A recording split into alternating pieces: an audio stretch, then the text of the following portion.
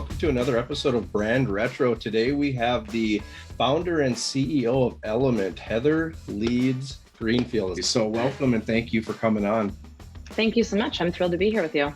Yeah, so start us out. My idea is, because I think there's a lot to unpackage here in a short amount of time.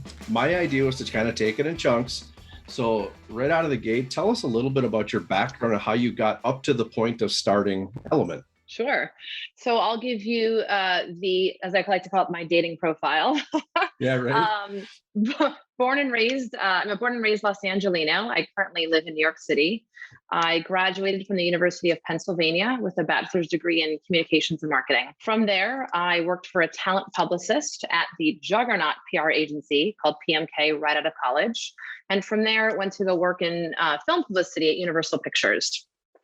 Following that stint, I returned to the world of talent PR and joined what was formerly called ID Public Relations, now currently called ID, in 2004. After several years working with top-notch actors and actresses and traveling all around the world with them on film campaigns and doing world premieres with them, I identified the opportunity to actually start to use our talent clients and partner them with brands. Seeing such potential there, I actually helped form the brand strategies department at ID, and I ultimately ran the division there for about 12 years. In 2016, my entrepreneurial spirit led me to form my own company, Element Brand Group. So right now with my clients, I'm responsible for shaping and implementing strategic creative marketing and comms campaigns within various verticals: consumer, lifestyle, technology, and entertainment. I design campaigns for new product launches. We do store and hotel openings, and we do brand and influencer partnerships, all in all with the goal of communicating corporate business objectives for our clients. I've also served as what we like to call brand manager for various personalities, including interior designer Esty Stanley and celebrity fashion stylist Carla Welch, helping her launch her Carla brand, and done partnerships with her with Hanes and Levi's, among many others. Yeah. So was it the passion of what you do in that experience that you had that kind of led you to this, or was it the industry, or was it a combination of the two, or how did you kind of get to the point where you're like, you know what, this is what I want to do, and here's how I want to do it better, differently, or otherwise compared to where I was? Absolutely. I had an amazing experience at ID and grew that brands team from about 3 staffers to a team of 30, split between LA and New York offices. We represented huge marquee brands, handling media relations for the likes of Starbucks and Nintendo and more. But my decision to leave and start Element was really born out of a desire to get back in the weeds, as they say. Managing a team of 30 almost became an exercise in HR management, and I became more and more distanced from the hands-on work with the clients that I really loved so much. So by starting Element, it really allowed me to work with a smaller team and work on a smaller roster of clients. And it really allowed me to be more intimately involved with each account. Beyond that, I'd say, I also identified an opportunity to extend our work beyond just media relations and begin to offer brand and talent partnerships as part of our services. So as we all know, the media landscape is constantly evolving, with new media outlets popping up and others closing down. And obviously, the pandemic from this past year even more greatly impacted coverage opportunities for our clients. It's really just not enough to pitch a product anymore and just have that product stand on its own. You really have to pitch a unique angle to, as they say, break through the clutter. These great angles that we say can stem from celebrity partnerships and also cool collaborations between like-minded brands. I'd really say, to answer your question, my background in media relations is really helpful in terms of offering brands this holistic 360-degree program. I know what kind of partnership is going to be, as we call, mediagenic. That word mediagenic is really the brand equivalent to the word photogenic, which we all know. It really, the definition is it's something that is attractive or well suited to media. So I'd really say the opportunity I've identified is that kind of holistic package that brands can take advantage of to ensure they're getting the media coverage they really want. Now, is that something you brought kind of with you, this strategy you brought with you, or was this like, hey, here's a gap or an opportunity where I think what I want to create is different? Exactly. I actually was doing a little bit while I was at ID. I dipped my toe in the water, as they say. But given that department was founded based on media relations strategy, there wasn't a lot of room to expand and grow it at that time. I really wanted to see what I could do with it on my own and see if this was a viable avenue to pursue and a viable offering and deliverable that I could bring to brands and have them be really interested in utilizing me and hiring me to perform such a service across brand categories and across different verticals. And I'm thrilled to say it seems to be working. Good. And I'm thrilled that I have had the chance to stretch my legs and really find out, sometimes by trial by error, but for the most part, it seems to be a viable avenue and a viable strategy that we can implement on behalf of our brands to get them the ultimate goals and overall impressions that they're looking for whenever they launch a new product or open a new store or whatever their program and plan might be. Yeah. Yeah. So I'm not asking for the secret sauce by any means, but your path is very, at least by structure, very similar to my own. And my experience with some of the bigger brands, I think, has helped me in my CyberDogs version of my career, because the credibility that working with some of those bigger brands gives me opens the doors to other brands, other bigger brands. So that whole process and taking that experience into entrepreneurship has helped me a ton.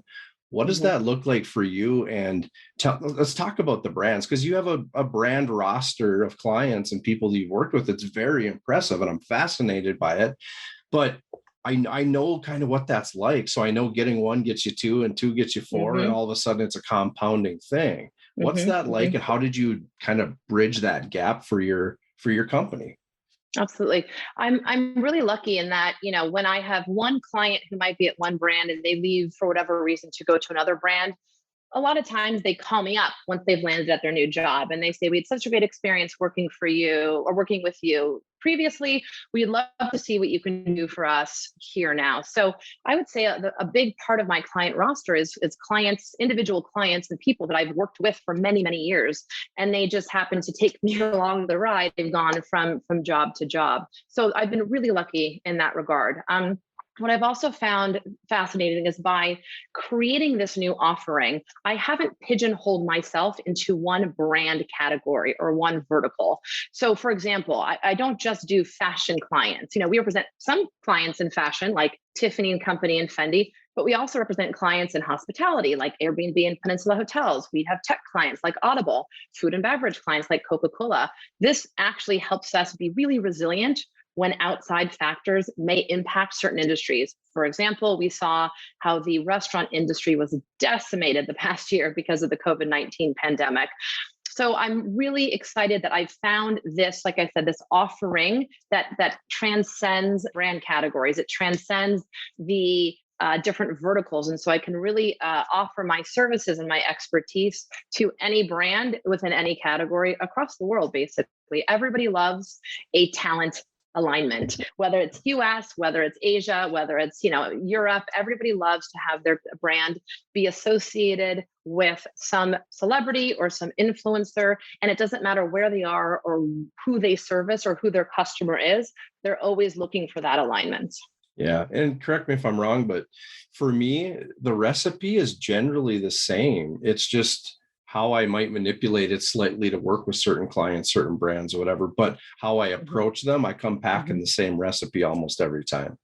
Absolutely. We really focus on research and insights before we jump into any program. Yep. We really do a deep dive into both the brand that we're working for, the program they're looking to execute, but then also on the talent side, we really want to figure out who that talent is, who their followers are on Instagram, what other brand deals they've done in the past, how mediagenic they are, to use that word again, what projects they might have coming out that they're looking to promote. So how interested media will be in them. So all those things kind of go into our vetting and ultimate selection process with regards to any sort of programs or strategies that we put together for our brands. So, I like to say Phase one is the most lengthy process within any sort of execution that we do for our brands, because that's our deep dive into both the brand ethos as well as the talent ethos as well. We want to make sure we're connecting like-minded talent with the brands, and that they hold the same values, that they reach out to the same kind of audience. And so overall, people aren't saying, I don't understand how that works. But instead they say, oh my gosh, of course, it makes perfect sense that that person is working with that brand. Yeah. Yeah. So I'm going to take one step back as you mentioned it, and we don't have to get into too deep on the topic, but I'm curious kind of how you handled the pandemic. So for me, I started the year, things were clicking right along, and I kind of felt like I had a good strategy. And then obviously the pandemic hit. And at that point, I was working a lot with clients who wanted to bail, a lot of restaurant clients, a lot of e-commerce clients that were worried. They wanted to hit the brake immediately. And I didn't necessarily create like a legitimate formal campaign around it, but I really started building a CyberDogs message that was pivot, don't panic, and really working with clients about, let's just take a step back, look at what we're doing, but do not stop, do not completely hit the brakes. How did you approach that with your clients? Because I'm sure some of these clients have major dollars at stake, so tell me a little bit about that. Absolutely. First off, I love that phrase, pivot, not panic. And I think we did the same thing, even though I didn't coin it as you have. A lot of my clients, whether they be luxury clients like a Tiffany Company or a Fendi, or the consumer products goods like a Coca-Cola, they all had that same reaction that you referenced. Ooh, what do we do? To your point, we hit the pause button. We said, let's see what consumers are going to be doing right now. How are they going to react? Are they going to stop spending money altogether? Are they going to be going online? Obviously, any sort of in real life IRL events and activations were not possible. But how could we move what was happening in real life, IRL, and take it online? So a lot of what we did, what I spent doing in the first month or two of the pandemic last year, was identifying ways that we can take either previously approved or planned programs. How do we take it from the real world and put it online? So we did a lot of work on developing social media campaigns for our brands.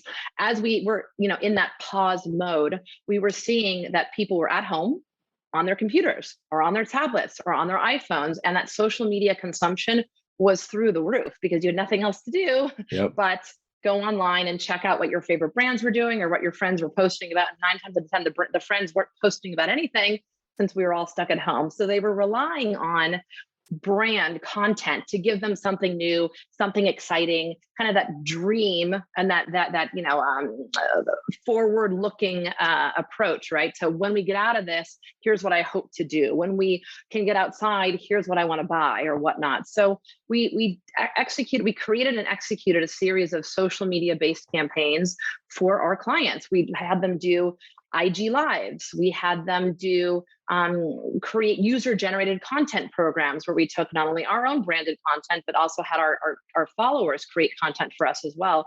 So we really still wanted to engage with our customers. And I was insistent that the brands don't forget that the customers, even though they may have lost some jobs, they still had to buy some of the essentials. Even for the luxury clients, there would have been a time come that people were going to go out in the world and needed some jewelry or needed some fancy shoes or whatever it might be. And we looked at how to make it less offensive to those during the pandemic who may have been struggling more than others.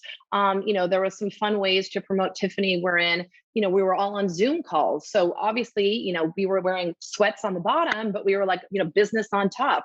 And what better way to have the business look on top is to throw on a nice blouse, but also have some great earrings or a great necklace. And so we worked with stylists, we worked with our creative directors at Tiffany and came up with programs and campaigns to really focus on how you can still look great at home using our product.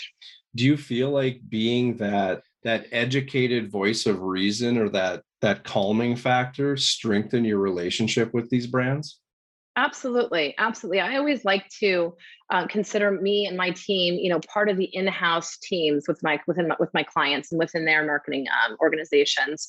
And so, for us to really collaborate together and for us to throw everything at the wall and see what sticks, but also, not dismiss anything because it wasn't something we were comfortable doing because we hadn't done it before. And so I think us being able to try new things and have our clients trust us to recommend new things that would never have been considered before was, I think, really exciting for us and ultimately proved successful in many cases. Yeah, that's awesome. So how important is the team aspect for you? Because I know for me, when I started CyberDogs, nothing against, the B's and C's players of the world, but I was like, I only want to recruit A-level players because I want a certain standard of operation. I want a certain, kind of a level that I want to hit on every project. So as we assembled our team, that was one of the big things for us is everybody had to kind of come packing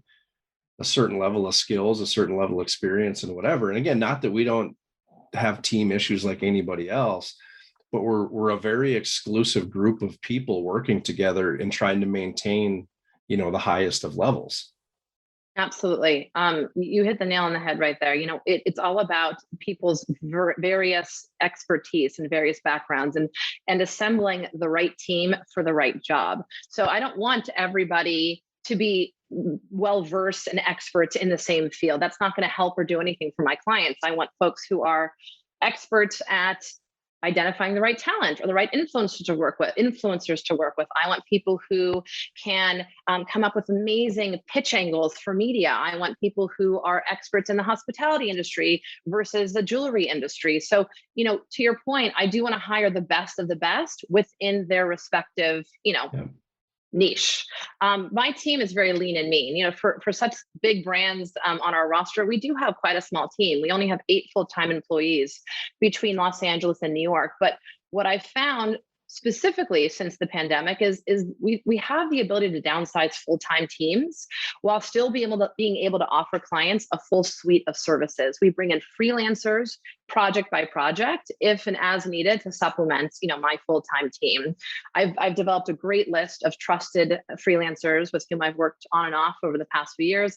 And again, they also have specialties within different industries and also different services. Yeah. So I love what you're saying, because it's very similar and validating for myself, because we're on the same track in that, when people ask like, hey, do you guys do graphic design? Do you do whatever?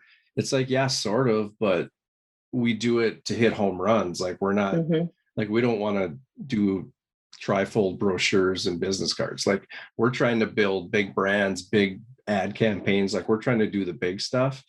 And to your point, like when we bring talent in, I'd rather they have one, home run hitting skill versus 5 mediocre skills or 10 mediocre skills. So even though in some ways it might limit us as a full capacity or a service set, the ones that we are addressing, the service sets that we do offer, we're killing it in those areas. And then to your point, yeah, we have resources and a network of people and whatnot, so that if it is one of our suits where, hey, we don't have somebody in-house for that, but we got a partner to do it, then we just bring in those people, and it stretches out our capacity to do more, which actually is a better value to the client because we don't have to maintain all those salaries.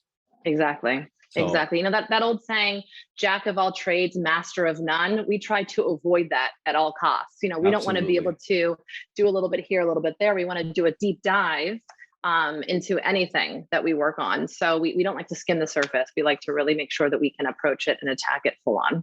Yeah. And I've even had it where I'll bring people on the team, and because they're so accustomed to wearing 10 hats, they kind of try to, and then I have to dial them back and say, okay, take 8 of those hats off, just wear these 2 and somebody else will wear those other 8. So absolutely. So tell me a little bit about just the topic of brand. So what is it about your approach, how you approach the brand, and really what is it that you bring to the table that makes your clients, your customers go, wow, these guys have a unique perspective on this that I really like? Absolutely. So I think branding is one of those terms that is so often misunderstood, but it's so crucial that brands get it right. So I think people often mistake branding for simply having a logo or a mark or a pretty design that really identifies what your business is. But while a logo is really part of your brand, it's not your brand itself. Your brand is really emotional, it's not physical. And I think that's where we try to make an impact for our clients. Your brand is a set of emotions and perceptions that you cultivate around your business and which you constantly communicate to your audience or customers. And that's what we do. We focus on what is the emotional response we want customers and the audience to feel. And then anything we do, anything we execute, whether it be a social media campaign, media stories, anything like that, all ladders back to that emotional response we're looking to get. This not only helps customers identify your product or your service or distinguish you from your competitors, but it creates a persona that I think customers can really connect with. So again, we want to inspire and ignite an emotional response from the audience when people think about your business. And these are the emotions that we help at Element help to create our brands, elicit from their audience.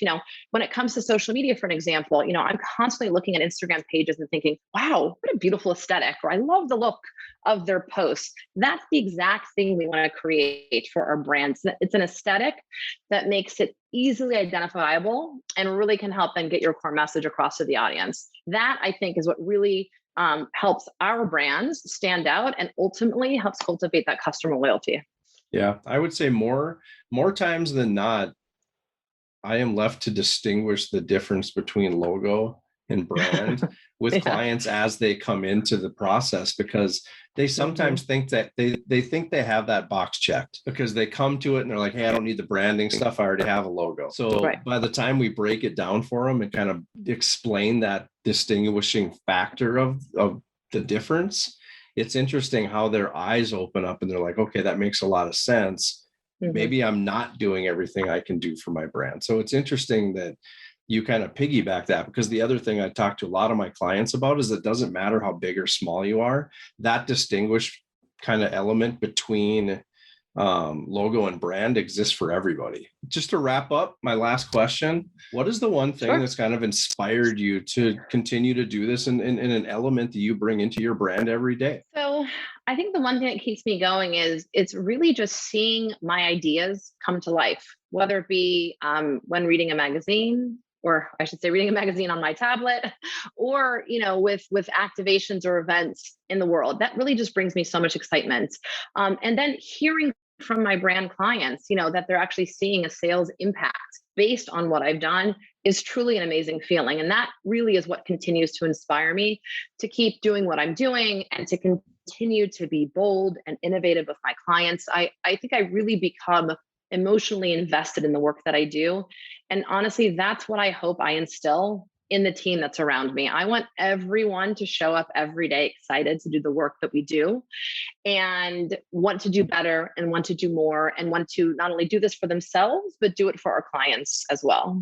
Yeah, you're so right. Because when you can see your input or your vision kind of play out in the brand's development and growth, it makes you part of the team and it's fun. Well, absolutely. And ultimately, we just want to have fun. Yeah, exactly. And that is the fun part. I mean, I like what I do, but I do get more enjoyment out of watching the idea kind of take root for the client's benefit. It's awesome. Absolutely. Couldn't agree more. Yeah. Well, Heather, thank you for coming on. I really appreciate it. And you're on my list. You're one of those brands that I'm going to continue to watch and follow. So who knows, maybe I ask you to come back again, but I really appreciate the time and I appreciate you coming on. I would love it. Thank you so much. This was really fun for me. This is my first podcast, by the way. So cool. Wow. Thanks for making it such a great experience. All right. Well, you heard it here. She's the first to come on here and it's awesome. And all right, Brand Retro. Thank you. If you'd like to learn more about CyberDogs, share your thoughts, or even ask a specific question,